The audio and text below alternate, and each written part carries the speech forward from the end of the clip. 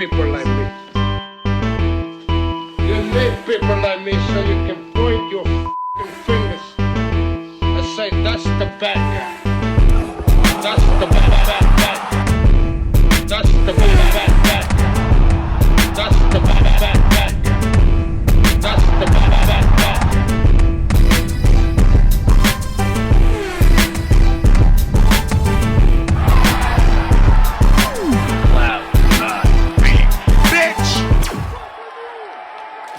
To the mother relay, we're covering today's top boxing news.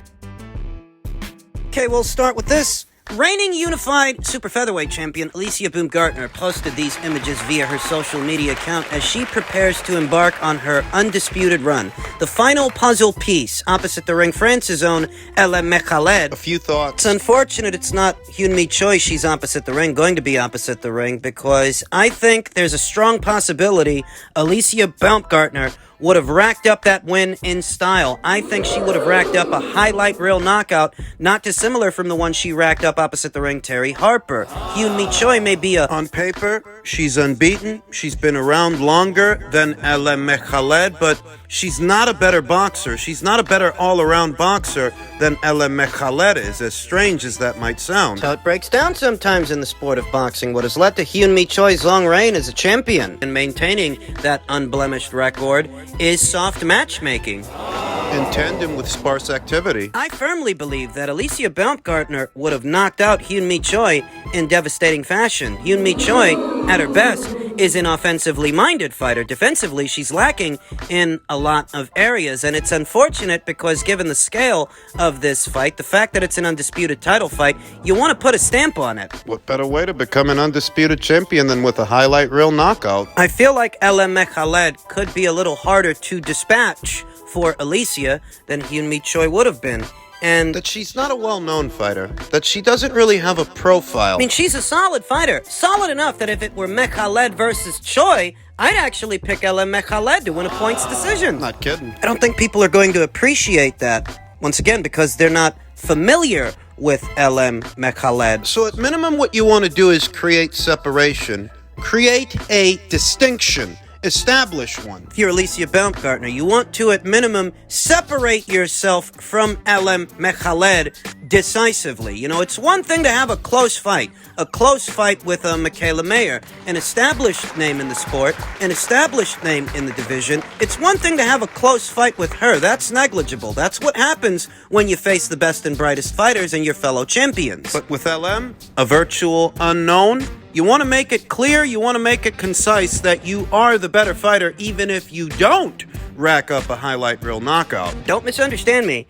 I do believe that Usyk Baumgardner is the harder puncher, the much harder puncher of the two opposite the ring, Mekhaled. LM's bread and butter really is her boxing and her athleticism more than brute force, more than power. She ain't got much power. But she is durable. She went the distance with Delphine Persoon, and that's saying a lot because there ain't a lot of girls that could go the full 10 rounds with Delphine Persoon. Mekhaled did. It'd really be a statement if Usyk Baumgardner could knock out Mekhaled, where the fearsome Delphine Persoon could not. But you know, Delphine, she throws punches in bunches. She's a pressure fighter. From the opening round to the final round, she's trying to take you out. And given her volume, if she couldn't get out of there, couldn't knock her out. Usyk Baumgardner comparatively is a more cerebral fighter and more economic. She's more of a sharpshooter than a Delphine Persoon. She's really not a volume puncher. And if Delphine Persoon's volume was not enough to stop Mekhaled, a more economic fighter like a Baumgardner, who throws less punches, she may not stop Mekhaled either, even though she is a stronger puncher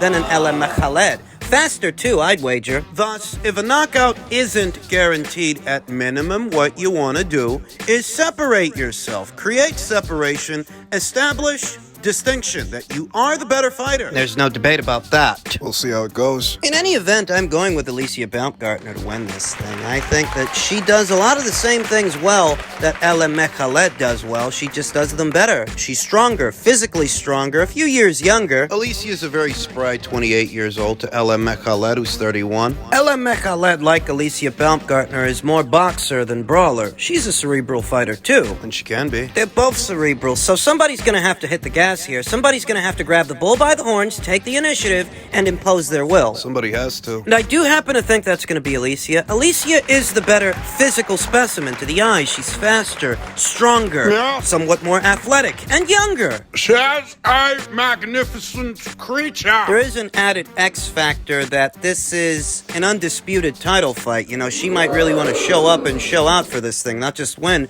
but win in style. There is that added intangible. Might have its role to play, too. Set to go down early next month, February 4th, the co-main event to the main event, Amandia Serranio's undisputed run. Opposite the ring, Erica Cruz, and we're going to be talking more about that fight as the fight date approaches. I'm going with Alicia Baumgartner to win. But as stated, Ella Mekhaled is a better fighter than people realize, so it's not a lock. It's not a guarantee that their fight ends in a knockout. At minimum, I see Alicia Baumgartner winning on points. At minimum. Who knows? Maybe Alicia will surprise us. In men's heavyweight news, Bob Arum said, Usyk wants 50-50 for the Fury fight. That's not right if their fight is at Wembley. didn't Tyson Fury want 50-50 with Anthony Joshua when he was in possession of just one alphabet title? Just one? Whilst Anthony had 3. And it's not like that's all he had going for him. The last couple of years, Anthony Joshua has been the biggest, if not one of the biggest box office draws in the entire United Kingdom. But I remember Tyson Fury wanting half the pot. Usyk's 2 fights with Anthony Joshua both brought in over 1 million pay-per-view buys. Just a little over. They both did. So, I mean, there is an argument there. Everybody agreed that if Saudi Arabia's offer comes through and it's real, that's how we'll go. Arum, whose company co-promotes Fury with Warren's Queensbury Promotions, If not, we'll do the fight at Wembley. a bout between Fury and Usyk would determine boxing's first fully unified champion of the 4-belt era in the men's heavyweight division. Fighters have agreed to fight. I spoke to Frank Warren. We're giving them until this week to come with their offer, which I believe we will get. If we don't, we're gonna do the fight at Wembley. And then we have to talk about the percentages because Usyk wants 50-50. That's not right if the fight's at Wembley because there will be 95,000 Brits at the fight and big Brit pay-per-view money. So Tyson Fury deserves the lion's share. But we don't get to that point if the investors in Saudi Arabia come through. Because the way they operate is they make deals with each of the fighters. We've been led to believe that they're going to come with a proposal this week.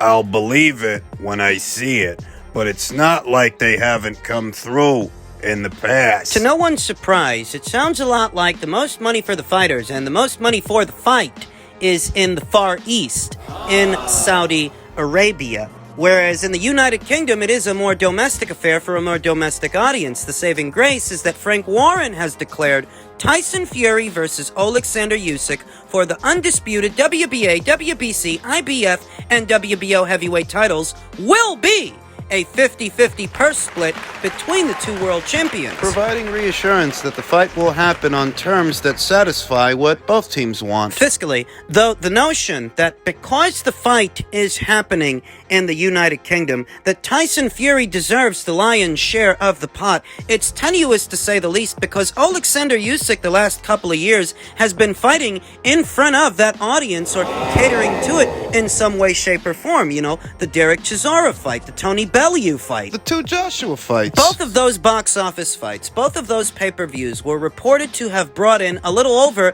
1 million pay-per-view buys. And in a nutshell, the boxing community over there in the United Kingdom, those Brits, they're no strangers to Alexander Usyk. They know exactly who he is. Seen him plenty of times already. Don't go screwing a pooch trying to play this like he's just any fighter, just some away fighter from far away, and the Brits don't know him. That's bullshit. We're not there yet. There's still hope they can get this fight over the line without issue. Let's hope they do, because I want the fight more than anything else. The way this breaks down, whether it happens in Saudi Arabia or it happens in the UK, either way it's going to cater to that audience. The Saudis would likely stage the fight at a time that accommodates a UK-based audience, and obviously if the fight were to happen in the UK, it's on UK time, which means we'd be seeing the fight here in America 5 or 6 p.m.? The ring walks for the main event, at least. We'd be seeing them at or around that time. Interesting quotes from Derek Chisora, who has shared the ring with both men, both Alexander Usyk and Tyson Fury.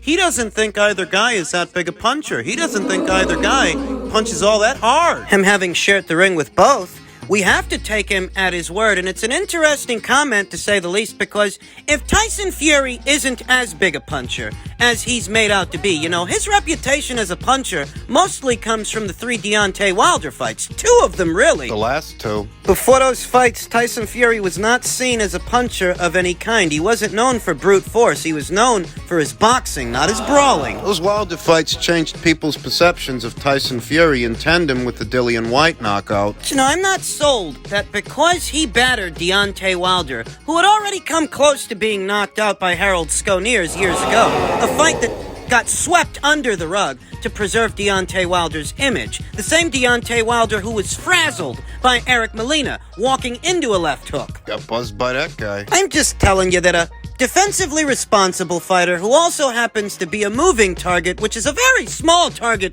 in this matchup, by the way. It may not be as easy to land on him as it was to land on Deontay Wilder, who's a flat-footed, one-handed fighter. Proved in the Anthony Joshua fights that he can take Anthony Joshua's power where Dillian White could not. If you're telling yourself that because Tyson Fury knocked out Deontay Wilder and he knocked out Dillian White, those 2 guys are nothing like Alexander Usyk. Dillian White, battle-tested fighter that he might beat. Tyson Fury's not the only guy that stopped him. Anthony Joshua stopped him. But he couldn't stop Alexander Usyk, and he had 2 cracks at the apple. Most anticipate that Tyson Fury will elect to use his size and power to steamroll Alexander Usyk, and I maintain that Alexander Usyk is not as easy to steamroll as Deontay Wilder was, because Deontay Wilder was, for the most part, a flat-footed fighter. One-handed one, too. We have to consider that Alexander Usyk has better maneuvering capability than most any other fighter that Tyson Fury has fought. We have to factor that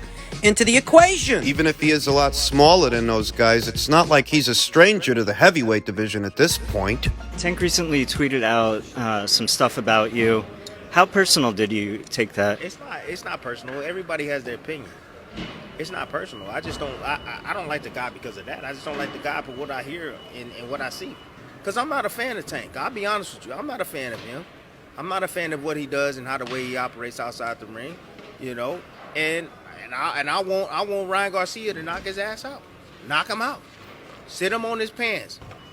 You know, I think he's a piece of shit. I honestly do. He's a piece of shit. You know, you put your hand on women like that, bro. You're a piece of shit in my book, bro. You're not a man. You know, my dad always told me you're a coward. You do something like that. You a coward. Deep down inside, you a coward. Because you got to pick on somebody that can't even defend themselves. Bro, that's not right. And I don't care about the what happened and all the whatever he's saying afterwards, and she did this and she did that. Boy, you got enough money to go buy so many toothbrushes. So you you can buy a toothbrush company probably. All the money you got, you know, who cares? Obviously, you with the wrong one. Obviously, you did something to piss her off to do it. Now retired 2-division champion, Hall of Fame inductee, Timothy Bradley is not a fan of Gervonta Davis, and neither am I. I often approach the subject of Gervonta Davis from the consumer perspective, the boxing fan talking about the boxer's matchmaking, and whether or not it's value for money, the kind of matchmaking we get from this fighter, because his fights are always pay-per-views. Subject of Gervonta Davis outside of the ring, who he is as a man, not necessarily just a fighter. Tim thinks he's a piece of shit. You know, Vanessa Poso, after she recanted, there were a lot of guys rushing to Gervonta Davis's defense, asserting his innocence, not realizing that 80% of domestic abuse victims end up recanting. That doesn't actually mean he's innocent. Doesn't mean he's guilty either, though you don't necessarily have to prove that he's guilty beyond a shadow of a doubt for the spectators, the people at large, to draw inferences. And I said it then. In a court of law, he might be innocent, he might be, but in the court of public opinion, that's something else entirely. Still got guys rushing to his defense, asserting his innocence. Even though well before the Vanessa Poso incident, he was seen on camera, Remember? shaking a woman. Wasn't his first rodeo. The car accident. A pregnant woman alleging that Gervonta Davis looked her right in the eyes and left her there as she screamed for help. after he struck them. Between that and the video of him actually putting his hands on that woman, that's enough for a lot of people to make up their minds about Gervonta Davis, and the world does not owe him understanding. The courts might. They have to give him the benefit of the doubt by law, but the spectators don't. The fuck told you they did? Do you think that because you identify with this particular fighter, you identify with this particular athlete, do you think the rest of the world gives a furry flamingo-shaped fuck? Do you think anybody cares that you have some kind of fixation with this fighter for whatever reason? You know, a couple of days ago, Eddie Hearn stated that Gervonta Davis, he's not the most eloquent speaker or the deepest thinker. And these quotes were taken out of context by Leonard Ellerby, by Stefan Espinoza. Tried to weaponize those quotes against him when what Eddie Hearn was describing was a combat situation. These guys, they get all bent out of shape whenever you say something about Gervonta Davis as if you have to like him. You're obligated to like him. And if you don't, the only conclusion is that you're a bigot. It can't be that you dislike him in particular, him as an individual, that your sentiments and your comments are specific to him. Even worse is that Eddie Hearn's comments were taken so far out of context, he wasn't actually saying he doesn't like Gervonta Davis, he was describing a combat situation. But I'll tell you I don't like Gervonta Davis, and so fucking what? You don't pay no bills around here. From a consumer perspective, I never get the fights I want to see him in from his matchmakers and the team that surrounds him. From a consumer perspective, I don't like the way his career is going. I don't get the kind of matches that I want to see. But outside of that, I told you we gotta like this guy. We've got to handle him with kid gloves on, and when we talk about him, we're stepping on eggshells, tippy-toeing around him. Fuck that. I have to say that Timothy Bradley, he said it best. He just seems like a piece of shit. Kind of stuff that he's involved in. Nobody has to apologize for thinking that he's a piece of shit. Moreover, nobody has to explain themselves. So we often do when the subject is broached in order to characterize how and why we got there. I don't care that you're looking at this guy with rose-tinted lenses on. I don't care that you idolize him. I don't care if you used to live next door to him. What the hell does any of that have to do with me? Seriously. Let's get one thing clear. The world don't owe you understanding. It don't owe anybody. It don't owe you. It don't owe me. It don't owe nobody. You got that? Now, personally, I think it's within reason that given Gervonta Davis's run-ins with the law and what they encompass, it's not hard to understand why there might be people out there that feel like... They feel like Tim feels. They might. It's not hard to see why, but when you're looking at this fighter with blinders on the premise that you either identify with him or you used to live next door to him, for whatever reason, those are you problems. That's a you thing, my friend. Everybody's not going to feel the same way. We all have different core values. You're so enamored with this guy, you look past everything he does. Maybe you have no core values.